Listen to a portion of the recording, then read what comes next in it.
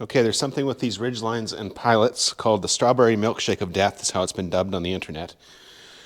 Apparently it only affects 2006, 7, which this is, and 8 Ridgelines and Pilots with the 3.5 V6. So what happens is you'll get, here's a mix of DW1 and some coolant, and add heat and mixing, and you get this milky red, I guess milkshake looking type concoction. Which you might see in your overflow compartment, in your overflow tank, for your radiator.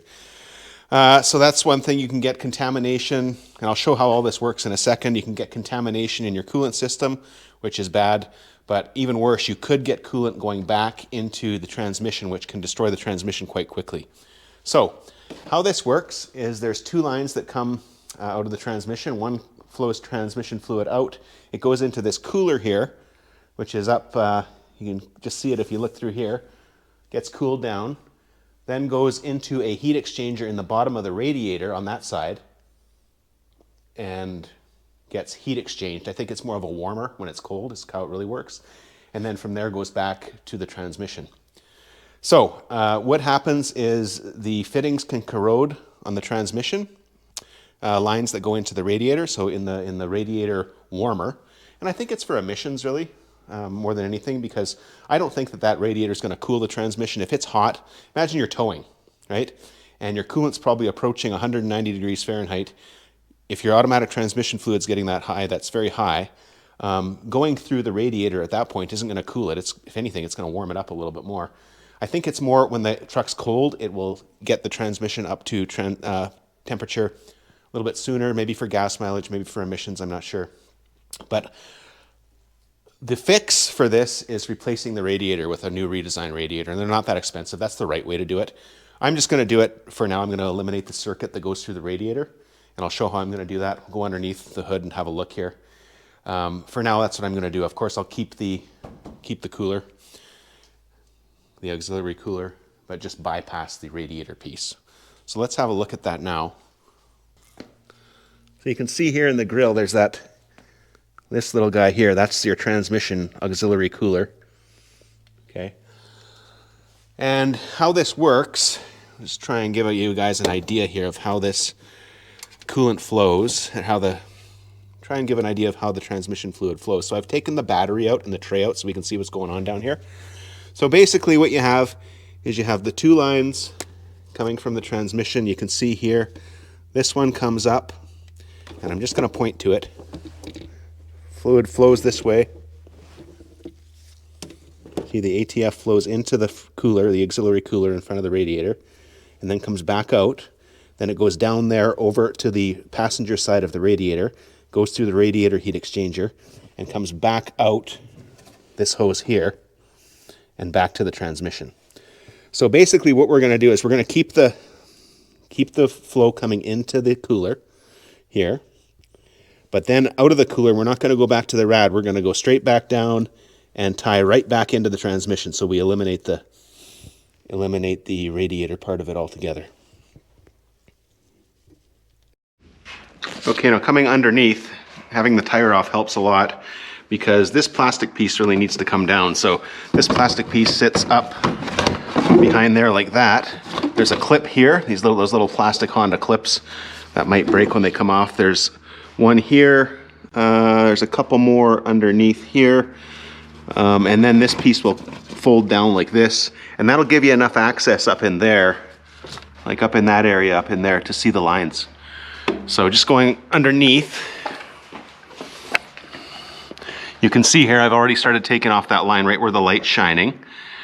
That's the one line coming out of the driver's side of the radiator, and there's a little clamp on there that I've pulled off.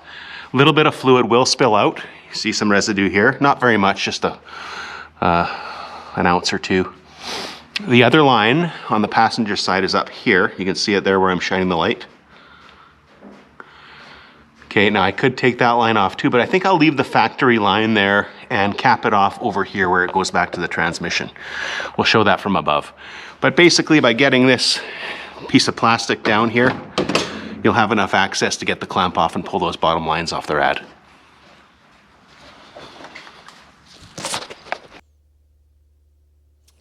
Okay, so I've taken the clamp off here. Pull this hose off here. You will get some leakage. You see there's a few ounces of fluid's going to come out. We'll catch that. There's a little drain pan at the bottom. But basically, what we can do, here's the one.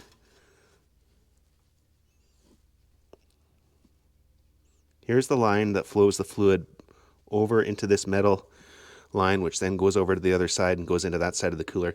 Then it comes back out this line here, which I've also pulled off. There's the clamp there, and goes back to the transmission. I think we can repurpose this line by just putting it up like that. It's long enough, it fits, and we'll put a cap here and a cap on the other side, and without even needing any hoses or parts or anything, just completely bypass the radiator.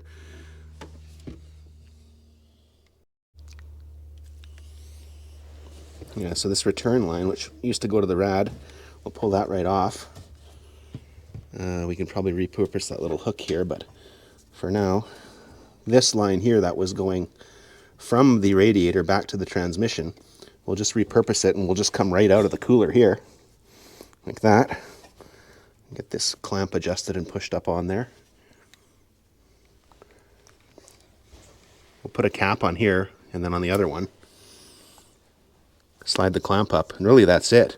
So now we've got transmission fluid coming from the transmission through the auxiliary cooler and straight back to the transmission, bypassing the radiator and bypassing the possibility of having the strawberry milkshake of death, quote unquote, ruin the transmission or contaminate the cooling system, or both, until I do the proper thing and replace the rad.